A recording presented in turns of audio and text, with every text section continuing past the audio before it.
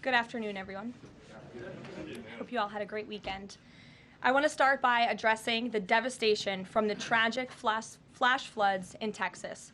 Moments ago, the Department of Homeland Security provided an update that 91 innocent souls have now perished.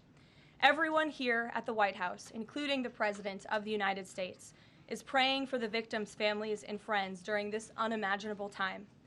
President Trump swiftly signed a major disaster declaration for Kerr County, Texas, to ensure our heroic first responders have every resource they need in the relief and recovery efforts. Secretary of Homeland Security Kristi Noem traveled to Texas over the weekend, and the entire Trump administration is working hand in glove with state and local officials to provide every assistance available. The situation on the ground remains dangerous, and there could be additional public safety threats with potential incoming heavy rain, so we encourage everyone in the area to remain vigilant, listen to all warnings, and respond accordingly. Unfortunately, in the wake of this once-in-a-generation natural disaster, we have seen many falsehoods pushed by Democrats such as Senator Chuck Schumer and some members of the media. Blaming President Trump for these floods is a depraved lie, and it serves no purpose during this time of national mourning. Here are the facts. In the lead up to this tragic natural disaster, the National Weather Service did its job. Despite unprecedented rainfall, the National Weather Service executed timely and precise forecasts and warnings. On July 3rd, the National Weather Service office in Austin, San Antonio, Texas, conducted forecast briefings for emergency management in the morning and issued a flood watch in the early afternoon. Flash flood warnings were also issued on the night of July 3rd and in the early morning of July 4th, giving preliminary lead times of more than 3 hours before flash flooding conditions occurred. And the National Weather Service office in New Braunfels, which delivers forecasts for Austin, San Antonio, and the surrounding areas, had extra staff on duty during the storms, despite claims of the contrary. So to any person who has deliberately lied about these facts surrounding this catastrophic event, you should be deeply ashamed. At this time, the administration's focus will be giving the victims and their communities the support they deserve during these recovery efforts in this tragic time. May God bless the great people of Texas, especially the parents who have lost their children. President Trump loves you. We are praying for you, and he will be traveling to see you later this week. Moving along to some further scheduling announcements. Tonight, President Trump will host the Prime Minister of Israel, Benjamin Netanyahu, for dinner, where they will discuss the positive developments taking place in the Middle East region. Tomorrow, the President will host his 6th cabinet meeting of his second term. Many of you will be invited to cover that. And on Wednesday, the President will host leaders from 5 African nations for lunch in the state dining room. In other news, after the historic signing on the South Lawn of the White House on the 4th of July, President Trump's One Big Beautiful Bill is now the law of the land. Republicans in Congress met the once-in-a-generation moment and codified the Make America Great Again agenda into law. After this monumental achievement, no other president in modern history has worked harder and faster to fulfill their campaign promises than Donald Trump. The One Big Beautiful Bill will get the United States of America firing again on all cylinders.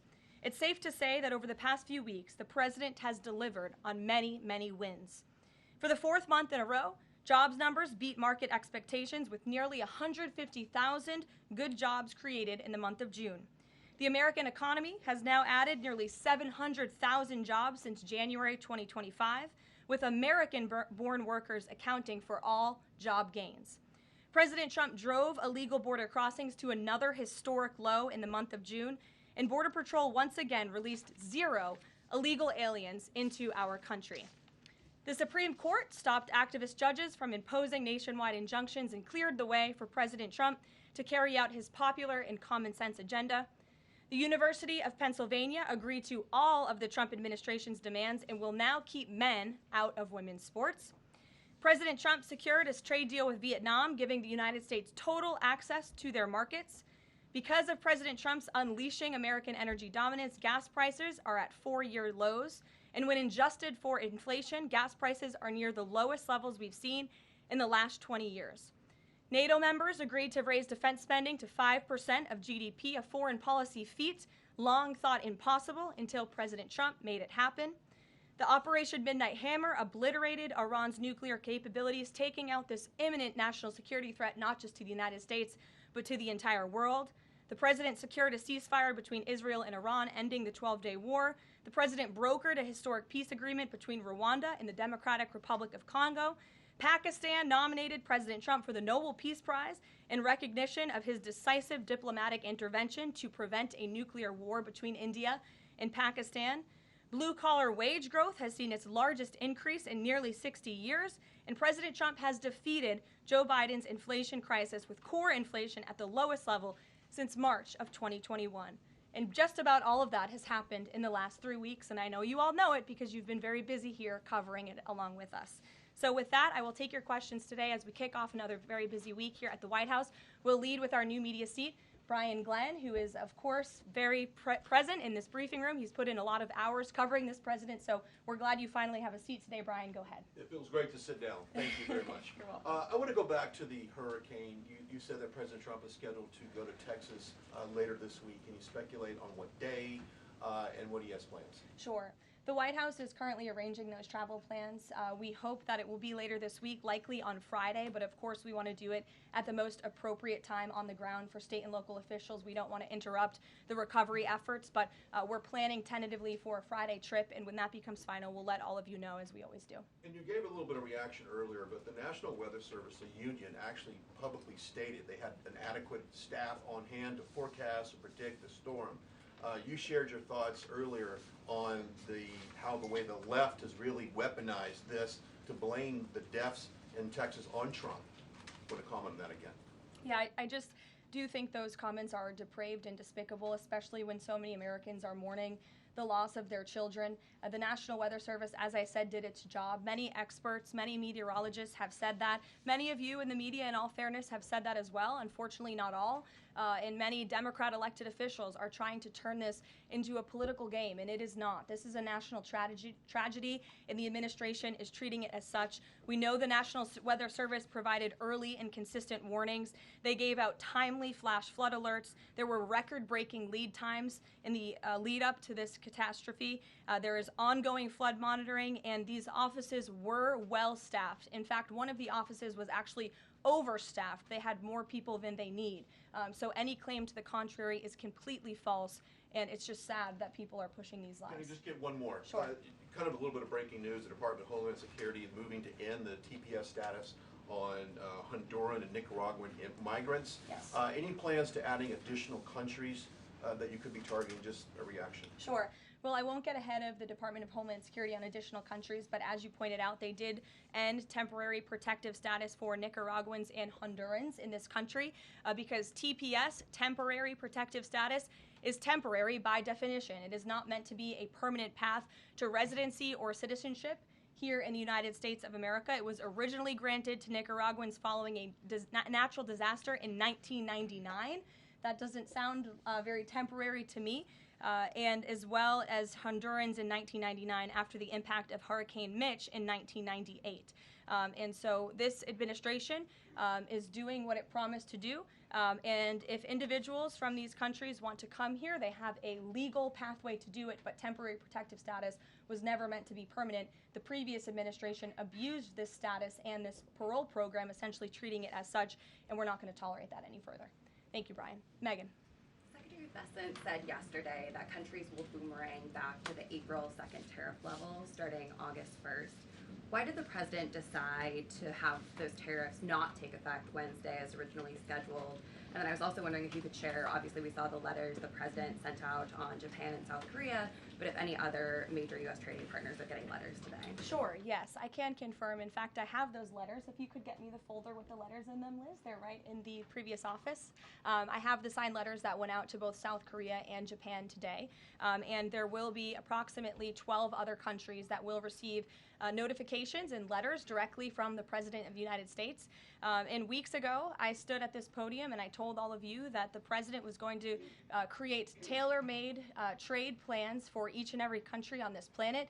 And that's what this administration continues to be focused on. The President will also sign an executive order today delaying the July 9th deadline to August 1st So the reciprocal tariff rate or these new rates that will be provided in this correspondence to these foreign leaders will be going out the door within the next month, or deals will be made. And those countries continue to negotiate with the United States. We've seen a lot of positive developments in the right direction, but the administration, the president, and his trade team want to cut the best deals for the American people and the American worker. That's what they're focused on. And in the effort of transparency, these letters will continue to be posted to Truth Social, so you can enjoy them yourself. Go ahead. Thanks, Caroline. Just about the visit of Prime Minister Netanyahu today, I was just wondering why that is not open to the press. Previous visits by him, we've had Oval Office press conferences. Does that reflect somehow the kind of sensitivity of this particular visit? No, they're having a private dinner. There's many important matters that are obviously ongoing in the region, as you know. The utmost priority for the president right now in the Middle East is to end the war in Gaza and to return all of the hostages. Also, as you know, there was a ceasefire proposal that Israel supports that was sent to Hamas, and we hope that they will agree to this proposal. We want to see all of the hostages released. That's on the top of the president's mind, so that will be discussed, as well as the many other positive developments we've seen in the Middle East.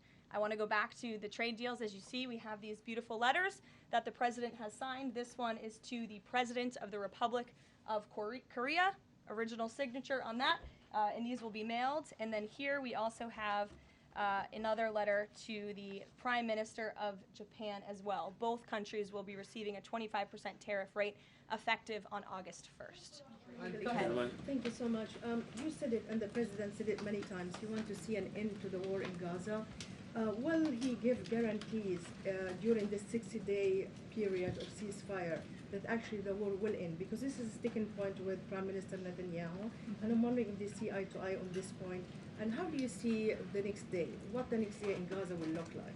Look, right now the president is focused on today and to get the Hamas to agree to this ceasefire. I don't want to comment on the details of the arrangement out of respect for these negotiations, but a agreeable and appropriate ceasefire proposal has been sent to Hamas. And I can also tell you Special Envoy Witkoff intends to travel to Doha later this week, where he will continue to engage in these discussions. And the Qataris and the Egyptians have been incredibly helpful partners in mediating these negotiations and discussions to bring peace to this region and end this conflict once and for all. Kristen. Two questions. Thank you, Caroline. Sure. The first question is President Trump reconsidering his plan to phase out FEMA, given what officials have said is their critical role on the ground now in Texas? Look, the president wants to ensure American citizens always have what they need during times of need. Whether that assistance comes from states or the federal government, that's a policy discussion that will continue.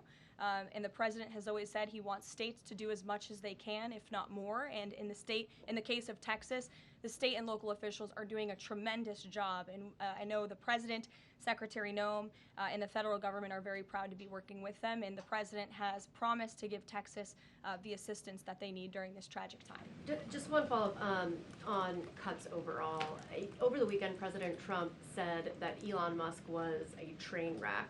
Are there, given this current viewpoint, are there concerns within the White House or from the president himself over the cuts that happened under Musk while he was advising DOGE, including the National Weather Service? I think I've already addressed that, Kristen, and what I can tell you is that these offices were fully staffed. The San Angelo office was fully staffed with 12 forecast meteorologists. There were no vacancies. The San Antonio office was operating with 11 forecasters. And as Brian said, the union themselves said that there was adequate staffing. So I think those words speak for themselves, and the numbers speak for themselves. This was a once-in-a-century flash flood, a tragic natural disaster, and the administration is doing all that we can on the ground to help these families during this time of need. Jeff. Thanks very much, Caroline. Just following up on Kristen's question, is it still the president's plan to phase FEMA out by the end of this year? I just answered Kristen's question for you. One more, hold on, one more. Sure, I'll give it to you. Go ahead. The follow-up on trade as well. 12 more letters coming, you said. Can you give us a sense of which countries those are? I'll let the president reveal those in very due time. Keep your eyes on Truth Social. Michael, in the back. Thank you, Caroline. An armed shooter today was shot in McAllen, Texas, after opening fire on Border Patrol agents. Comes just days after Democratic Congresswoman Pramila Jayapal recently said she gets, quote, inspired when activists obstruct ICE.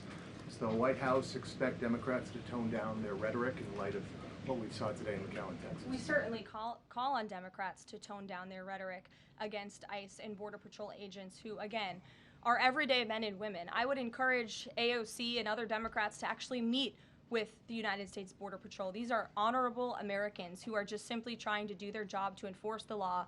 They go home to their families every night just like we all do, and they deserve respect and dignity for trying to enforce our nation's immigration laws and to remove public safety threats from our communities. The White House is aware of the shooting that took place today in Texas, and we are working with the appropriate federal agencies to get to the bottom of what happened. Caroline, the DOJ and FBI have now concluded there was no Jeffrey Epstein client list. What do you tell MAGA supporters who say they want anyone involved in Jeffrey Epstein's alleged crimes to be held accountable? This administration wants anyone who has ever committed a crime to be held accountable, and I would argue this administration has done more to lock up bad guys than certainly the previous administration. And the Trump administration is committed to truth and to transparency. That's why the Attorney General and the FBI Director pledged at the President's direction to do an exhaustive review of all of the files related to Jeffrey Epstein's crimes and his death. And they put out a memo in conclusion of that review. There was material they did not release because, frankly, it was incredibly graphic and it contained child pornography, which is not something that's appropriate for public consumption. But they committed to an exhaustive investigation. That's what they did, and they provided the results of that. That's transparency. Follow up on that, Sure. Caroline. Okay, so the FBI looks at the circumstances surrounding the death of Jeffrey Epstein. According to the report, this systematic review revealed no incriminating client list. So what happened to the Epstein client list that the Attorney General said she had on her desk? Well, I think if you go back and look at what the Attorney General said in that interview, which was on your network, on Fox I've News. got the quote. Go ahead. John Roberts said, DOJ may be releasing the list of Jeffrey Epstein's clients. Will that really happen? And she said, it's sitting on my desk right now to review. Yes, she was What? saying the entirety of all of the paperwork, all of the paper in relation to Jeffrey Epstein's crimes. That's what the Attorney General was referring to, and I'll let her speak for that. But again, when it comes to the FBI and the Department of Justice, they are more than committed to ensuring that bad people are put behind bars. They have an operation going on right now called Summer Heat, which has our murder rate trending in the lowest direction in United States history. Their emphasis on violent crime and locking up violent criminals has led to the arrest of 14,000 violent criminals. That's a 62% increase from the same time period last year. So this Attorney General and the FBI Director are committed to putting bad people behind bars where they belong. They promised an exhaustive review. That's what they did. For any further details, I would refer you to the Department of Justice. Kate. Thanks, Caroline. With Prime Minister Netanyahu visiting the White House today, yesterday the president said that he was working on a more permanent deal with Iran, but several days ago he didn't think one was necessary. What changed? Well, when you asked me about this, or when you all asked me about this several weeks ago, I said the president thought maybe an Iran deal was not necessary, but of course the president is always interested in peace and diplomacy. That remains true, and the administration continues to be in contact, both directly and indirectly, with the Iranians on a deal. And then on tariffs, you're now delaying the deadline from July 9th to August 1st. Is that an acknowledgement that perhaps the administration found it more difficult to negotiate these trade deals, or whatever happened to 90 deals in 90 days? No, it's an acknowledgement that this administration is doing what's best for the American worker, and we want the best deals possible for our workers, for our manufacturing base, for our middle class, and they are doing this deliberately and appropriately on behalf of our country's interests. Josh. A couple more on the tariffs. You said about 12 more letters. There were about 55 or so countries, including the EU as a bloc, that were facing this tariff increase. All of those, to understand it correctly, are now deferred to August 1st, right? Correct. And on the 12, what happens with the remaining, whatever it would be, 40-something? So just 12 today. There will be additional letters in the coming days. So all of them are going to get a letter at some point? Correct. Okay, and can you tell me why he decided to start with South Korea and Japan? Are they annoying him? It's the president's prerogative, and those are the countries he chose. And on the sectoral tariffs, it's our understanding that these continue to be a separate track. We're still waiting on a bunch of those. That's right. Is there any timing update on when he's going to move on, for instance, semiconductor tariffs and other things that are still in the hopper? I don't have a timing update, but for where they are in the process, I would defer you to the Department of Commerce. Should we affect deals finally as well? He announced his Vietnam deal. Are you close on any other countries? The president and the administration, yes, we are close. But again, the president wants to ensure these are the best deals possible. And I would add just one more thing on trade and tariffs to wrap it up. Look at the extensive work this president has put into cutting these good deals and doing what's right for the American worker. He is literally looking at the map and looking at every country on the planet and seeing where they are ripping off the American people, seeing where they have hollowed out our industrial base, seeing where our jobs have gone to other countries overseas because of their tariff policies, and he's trying to correct that. So this is decades of bad trade policy that has led to a deficit that is ravaging our country, that is ravaging our middle class, and the president is taking a very deliberate approach to correcting this wrong of many decades, of many past presidents. And so I think he should be commended for the time and the effort that he is putting into this. And the fact that he has announced a framework with China, a trade deal with the United Kingdom, a trade deal with Vietnam, and many others to come in just a matter of 6 months is truly historic, and it's a testament to this president and his trade team who are working around the clock to get this done. Sure, go ahead. Thank you so much, Caroline. Two questions on Iran. What's the permanent deal with Iran looks like for the president, and what issues related to Iran should it cover? And secondly, has the president seen the interview with Iranian president, which he says that the United States president, Mr. Trump, is capable enough to guide the regions toward a peace and a brighter future, and put Israel in its place, or it gets more into conflict? Has the president seen these comments, and what's his reaction to these comments? I'm not sure if he's seen those comments, but certainly I think it's true that the president is the right man for the job to move the direction, this region into the direction of peace and stability for the future. That's what he and his national security team are working on every day, and we've already seen historic achievements in that direction. Go ahead. In the back. Kelly, go ahead. Okay, great. Thank Sure. you. And then in front of you. Okay, a couple questions for you. First, Y'all need name tag signs. First question on the flooding in Texas. I know there has been some concern about the timing of the alerts, knowing that they did go out, but the warnings coming out in the wee hours, so while many people were likely sleeping. Can you share just details what you know about why those warnings were sent while people were likely sleeping, and then what the administration is doing to ensure that these alerts come out sooner?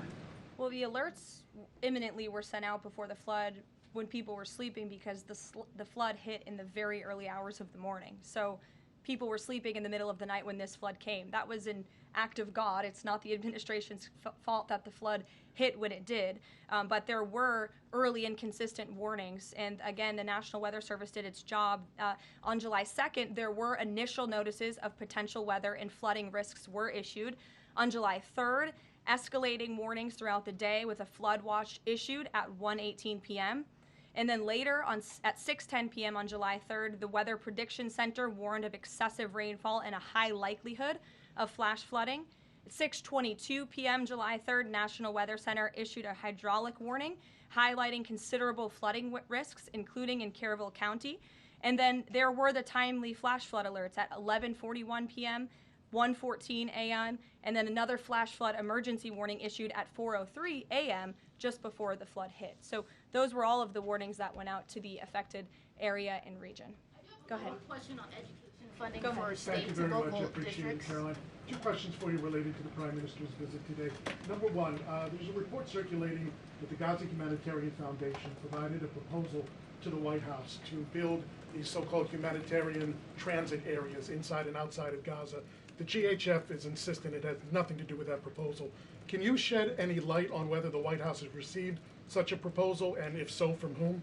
I'm unaware if a proposal from the Gaza Humanitarian Foundation was sent to the White House. I haven't seen it, but I can ask our National Security Council. And also a document circulating that the White House is prepared to lift the Foreign Terrorist Organization designation from HTS, the group of President al-Shara in Syria. Can you confirm that that's taking place? Again, I haven't heard that, or I'm not aware of that action taking place. As you know, we did lift particular sanctions on Syria, but we did leave them on for particular terrorist groups. If that has changed, we will, of course, let you know if there's a change in policy, but I'm unaware of one at this time. Sure, go ahead. Me? Hi, Caroline.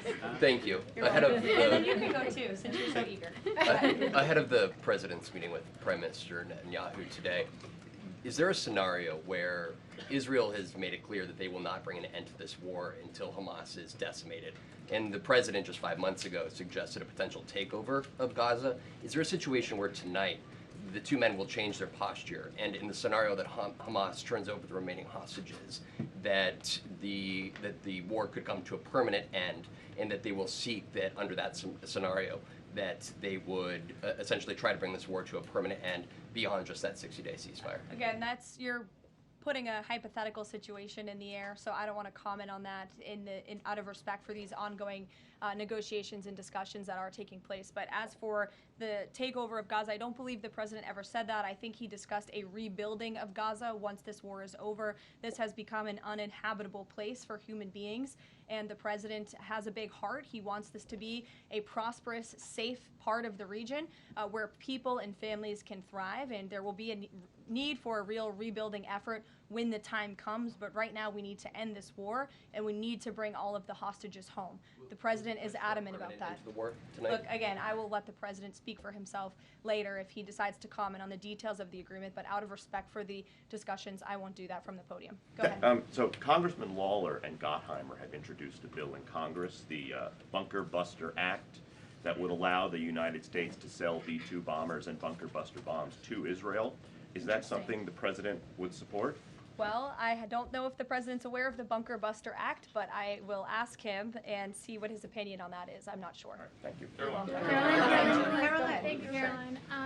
Building off of the question earlier about the shooter in Texas who targeted ICE, Axios reported today, I believe, that Democrat lawmakers were saying their constituents are calling on them to be more violent when they go to ICE facilities, including, I believe, they want them to shed blood, and that they said that Democrat lawmakers should be willing to get shot themselves. Can you respond to that, and do you have concerns that any of these lawmakers might act on the wishes of their constituents? It's hard to believe anyone with morals in this country or decency would say such a thing. Obviously, the White House condemns that rhetoric, and we condemn violence of any kind. This administration is simply trying to enforce our laws, and we must be a nation of law and order. You cannot simply waltz across our border and live here illegally and expect to stay. We are going to enforce our nation's laws, and the men and women who are doing that are doing so in a respectful way. They are doing so within the confines of the law, and they are just trying to do their jobs. And we condemn any violence or any calls for violence of any kind against any American. Go ahead. Thank you, Caroline. I wanted to ask you if... I was not calling on you, but you can go ahead. It's fine. There's a lot of people in here today. President Trump Sure. already saw the letter that the Colombian president, Gustavo Petro, sent him apologizing for his comments a few weeks ago, suggesting that there was an involvement from the U.S. government in an alleged coup d'etat in Colombia. And Secretary Rubio recalled the U.S. Chargé d'Affaires in Colombia. Did President Trump saw that letter, and what do you think about the comments from President Petro suggesting that the U.S. has some kind of involvement in a coup? I'm not sure if the president has seen that letter, but I can check with him in the National Security Council. We will get you a response if you follow up with my team. We will find out for you. Sure, go ahead. Iris, go ahead. Thank you, Caroline. Thank you, Caroline. On two topics. First, I love how tariffs. excited everyone is on Monday. Yes, Raquel, you can go out. On two topics. First, tariffs. The president announced last night that any countries aligning themselves with the anti-American policies of BRICS That's right. will be charged with an additional 10% tariff. Can you tell us more details on that? What specific policies is the president talking about here? What policies should countries stay away from to avoid being subject to additional tariffs? Sure. Well, the president feels, generally speaking, that BRICS is seeking to undermine the interests of the United States. It's the president's utmost responsibility to put the interests of the United States first. That's how he views his job as president. So he's going to ensure that America is fairly treated on the world stage, and he'll take any action necessary to prevent countries from taking advantage of the United States and our people. Raquel, go ahead. On illegal immigrants, Reuters' Tom Homan told us this morning that ICE will have to arrest 7,000 illegal immigrants every day for the remainder of this administration to just catch the ones that were let in during the last administration. I'm wondering what the new resources and manpower, of course, given by the Big Beautiful Bill, which of course opens the door for ICE to hire additional 10,000 agents and officers. What's the administration's expectations now for daily arrest numbers going forward in upcoming months? Sure. I'll let the Secretary of Homeland Security and her department speak on what they're looking for in terms of daily numbers. What I can tell you is I receive the daily reports each morning, and ICE is out there doing the jobs that they swore an oath to do, and they are removing public safety threats from our communities every day, and our country is becoming a safer place because of their efforts. And the One Big Beautiful Bill that is now law will give significant resources to ICE and Border Patrol to continue the tremendous work that they are already doing. And I think every American who wants to live in a safe neighborhood should be grateful for their efforts. Thank you, Karoline, Just so much. Raquel, and then I can go to you. So much. And then you, Dr. Harper.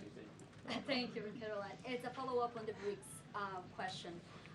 So does President Trump believe that the BRICS are getting stronger or trying to isolate the United States? And how close is he monitoring this summit that is taking place in Brazil right now? He's closely monitoring it, which is why he put out a statement himself. He does not perceive these countries as growing stronger. He just perceives them as trying to undermine the United States' interests, and that's not okay with him, no matter how strong or weak a country may be.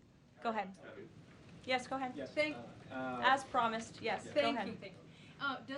Does Trump have a vision for post-war Gaza? You mentioned, he's talking about now the ceasefire, but does he support permanent or temporary Israeli presence in the Gaza Strip?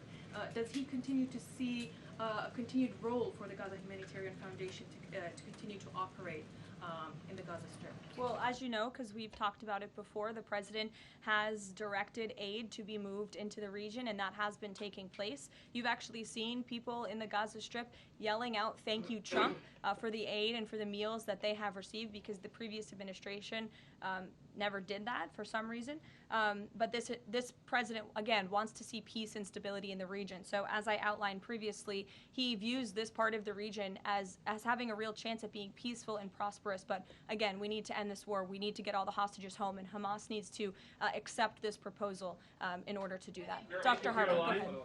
I'm Dr. Anthony Harper with the Intermountain Christian News. Thank you for taking my questions. Given the nature of the Palestinian Authority, with their pay to slay, teaching Jew hatred to children, corrupt leaders, and no elections for 19 years, who does President Trump support to govern Area A and Area B to prevent Hamas from ruling? And what is President Trump's position on Israeli sovereignty? Sure. Well, the president believes Israel, of course, has a right to defend itself. As for the first part of your question, you're getting ahead, Dr. Harper. As I told you, the president wants Hamas to accept this proposal right now. He wants to see peace in this region, and he's committed to doing that. Sean. Hey, Caroline, can you just please walk us through the decision to halt the supply of weapons to Ukraine at a time when Russia is really hitting Ukrainian cities and civilians? Was that the president who decided that, or did the Pentagon do it without his approval? No, neither of those things are true. I'm happy to walk you through it. This was a standard review by the Pentagon of all weapons and all aid and all support that the United States is providing all countries and all regions around the world, not just Ukraine. When the Secretary of Defense took office, he directed the Pentagon to conduct this review to ensure that everything that's going out the door aligns with America's interests. So it's a pause to review to ensure that everything the Pentagon is pushing out there is in the best interest of our military and our men and women in uniform. Fran. Two questions on Israel. You suggested that Hamas is the impediment currently to a ceasefire. So if not a ceasefire deal, then what does the president hope to achieve with tonight's dinner with the prime minister? Again, you guys are getting around to a lot of hypotheticals. I don't want to get ahead of the president, but there are many other issues to discuss with Prime Minister Netanyahu tonight related to the region and just the entire world. So this will be a dinner to talk about Operation Midnight Hammer, which was incredibly successful, to talk about peace in Gaza and ending that conflict, as well as many other topics of discussion in relation to Israel and the United States. Sure, go ahead. Thank you, Caroline.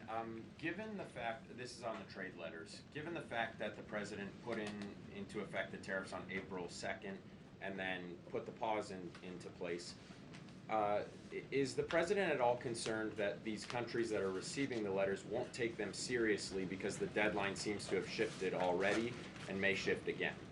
They will take the letters seriously because they have taken the president seriously, and that's why the president's phone, I can tell you, rings off the hook from world leaders all the time who are begging him to come to a deal. And this administration is working hard to ensure those deals are in the best interest of the American people. And this delay, again, is in the best interest of the American people. And you all will continue to see these letters released on the president's Truth Social, and we will see you all later. Thank you, guys.